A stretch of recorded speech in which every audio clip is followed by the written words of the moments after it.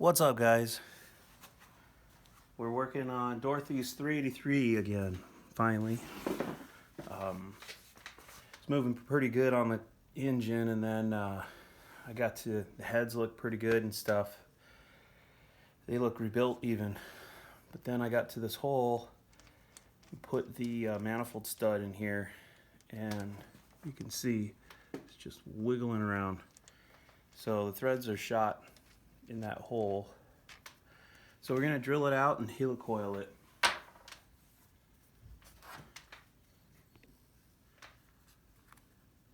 Alright, so I'm taking a little grease and just packing it in there. And the reason I'm doing that is to kind of catch all the metal chips and stuff. Keep it from flying all over the place, you know. Alright, so I got grease in the hole. I've got tape over the port, the exhaust port, so we don't get metal shavings in there. And I shoved the spark plug in the spark plug hole to keep any metal shavings from getting in there. So this is the kit I bought, Heli Coil kit.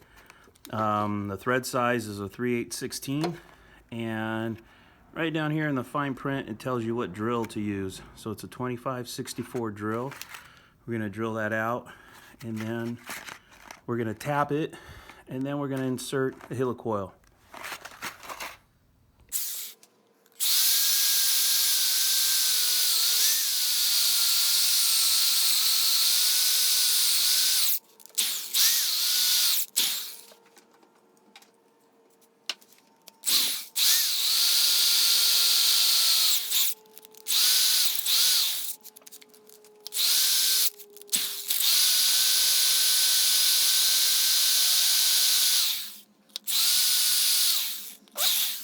Alright, we broke through.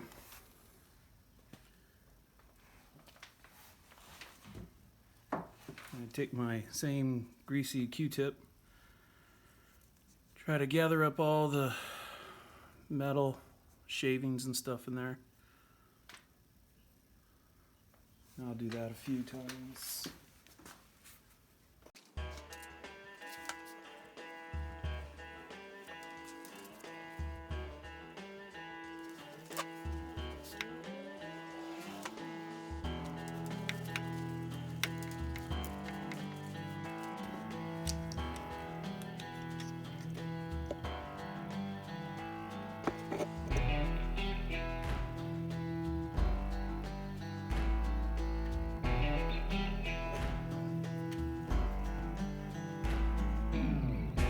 Showing you there's a nice clean hole now.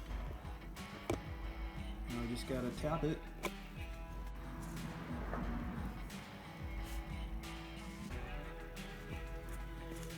Alright, here's the tap. Also gonna throw grease on there. Kind of grab all metal shavings that it's gonna make. Or most anyway.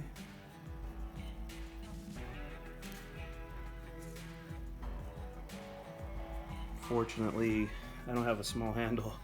I've got to use this gigantic handle on this tap.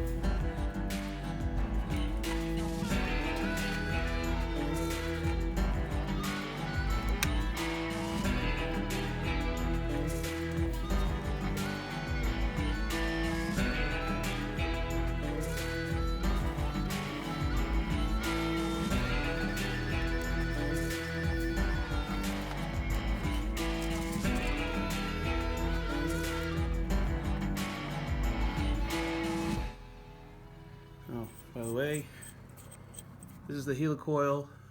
This is the tool to put it in.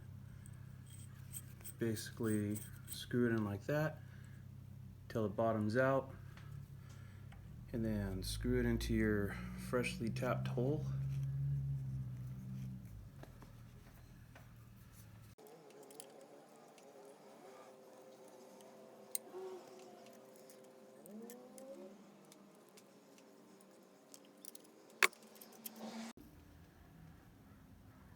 Alright, sorry, when I put the Heli Coil in, you might have noticed that it was still sticking out a little bit by one ring.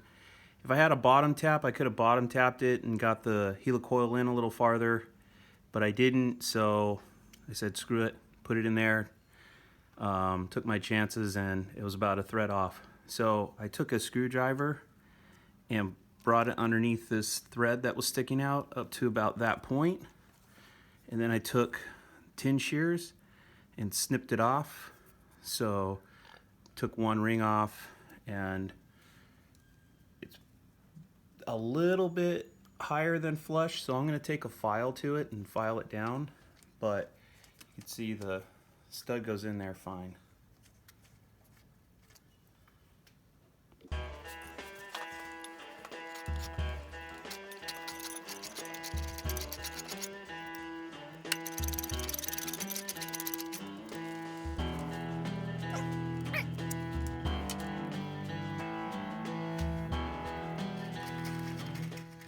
Alright, full disclaimer, that little tab's supposed to break out, which it did, and I tried to use Q-tips and the little hook to try to get it out of there, and yeah, I think it's fallen down where it can't get it out. So we're gonna just live with it, leave it in the head. I don't think it's gonna be a big deal.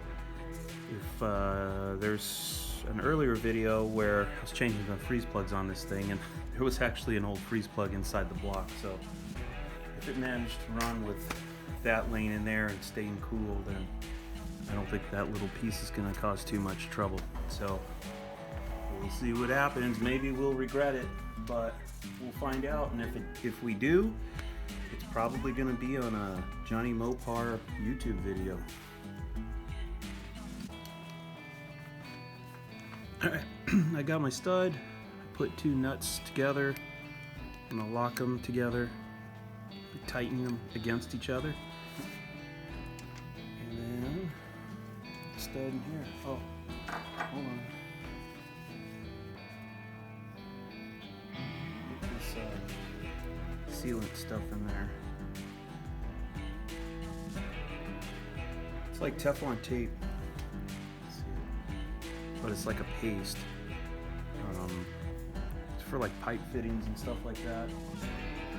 I use it on all the water jacket type fittings and stuff like that. I don't know if it's going to hold up to the heat very well, but we'll find out.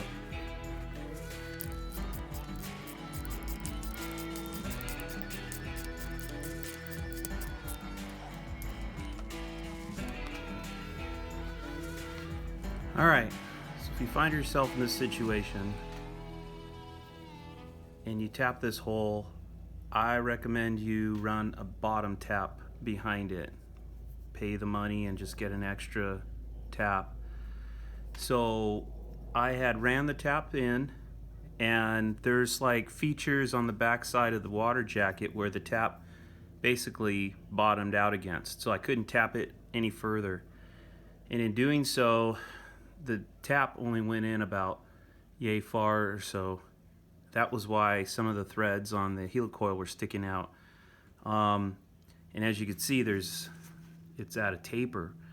So I put the Heli Coil in, and now that I put the stud through it, basically that Heli Coil is tightening up as you go deeper into the hole, and the stud's in as far as it's going to go. So it's not bottomed down like it should be. I don't know if you can see that.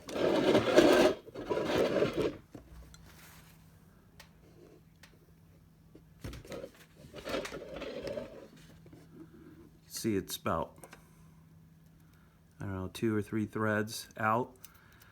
On the plus side, I mean, it's like really wedged in there. I don't think this thing is gonna leak. On the downside, if the header flange is not thick enough, it's we're not going to be able to get the nut all the way against the header, and then the exhaust is going to leak. So I'm going to go grab a header and see what it looks like.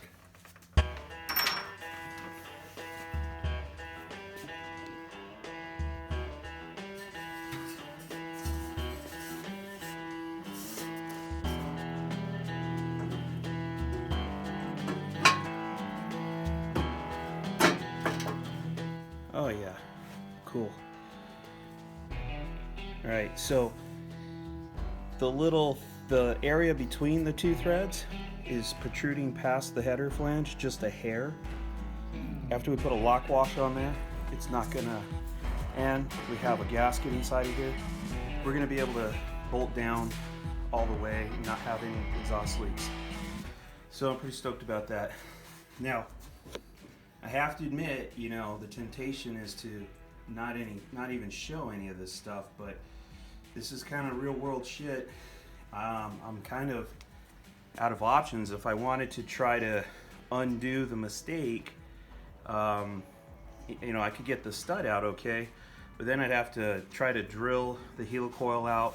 I could end up having a bigger problem than I have now and damaging the hole so bad that the head is not usable. So anyway, we're gonna live with it. Like I said, I'm not too worried about it. I know the stud's wedged in there, so the hole's plug's not gonna leak. Get a gasket and a lock washer on here. We've got plenty of threads to tighten down. Luckily, it's on the outside one, so I've got plenty of space, you know, as opposed to if that had happened on this stud, then I'd have a problem because that tube is so tight against that stud. You know, like that one wouldn't be a problem. That one might be a problem. That one might be. That one probably be okay. But anyway, we're gonna be good. Don't worry, guys. We're gonna be just fine. This 383 is gonna kick ass in the Belvedere. Okay, guys. One more thing to add about this stud. I was talking to a buddy at work about it, and what he suggested, if you wanted to remove it, would be to take the stud out and then to use a screw extractor into the ID of the Heli Coil, and that'll grab the Heli Coil, and then screw extractors turn in the backwards direction, right? So as you're turning it this way, like counterclockwise to loosen, it's biting into the ID more. So it would be biting into the Heli Coil and then unraveling or unwinding it out of the hole. So that seemed like a pretty viable option, but I'm gonna stick with taking the gamble here and just trying this out because, like I'd stated before, you know, sometimes you gotta know when to quit when you're ahead, and I think we're okay where we're at, and I don't want to create new problems that I can't get out of. So, you know, I shouldn't. Everything should be okay if I decided I wanted to take that out, to get the Heli Coil out, get a bottom tap, or take my original tap and grind it down to get rid of the tapered section. Of course, then that would be my bottom tap, and I'd have to buy another tapered tap if I needed to do any more holes. But I don't feel, I'm not worried about this at all. So I'm not worried about it leaking. I'm not worried, you know, whether that's water or exhaust. And so we're gonna roll with it the way it is.